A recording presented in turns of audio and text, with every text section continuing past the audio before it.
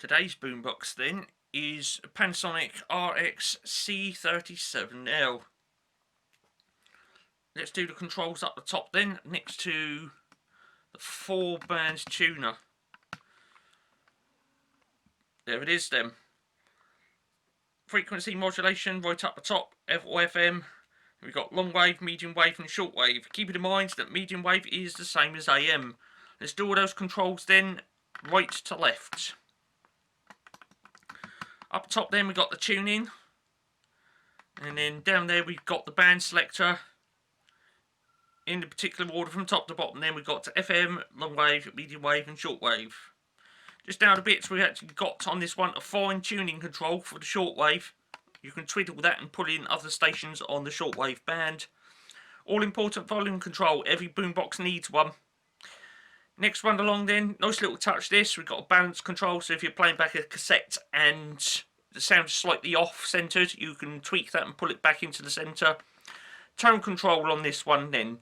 No graphic equaliser on this one, so you do need that, and so therefore you know, you need that. On this one, instead of having low and high, they've actually put bass and treble on this one. You can see it just down the bottom there of that control. Okay, turn it to the left, you get a bass. You turn it to the right, you get a treble. And if you put it somewhere in the middle, you get a bit of both.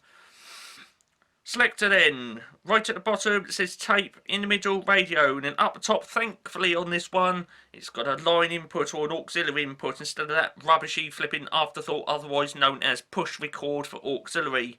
I absolutely hate that, but thankfully this one does have a dedicated line input on it. Next one along then, FM modal beat proof. So we got mono down the bottom, that's the first two, and obviously in the middle, and then stereo up the top. On some boomboxes that's actually a little switch around the back, but on this one they've actually put it on the front just to make it look like it's got more features and functions than what it actually has. Phones put in output then, headphones in there, little 3.5mm jack. I haven't mentioned anything about tape type selector, so that basically means on this boomer then that the tape deck is a very basic one. And of course we've got a row of lights there, where on other models there would be a graphic equaliser right there. Okay, so again, just to make sure that it's got more lights than what it actually needs, we've got an operation up the top.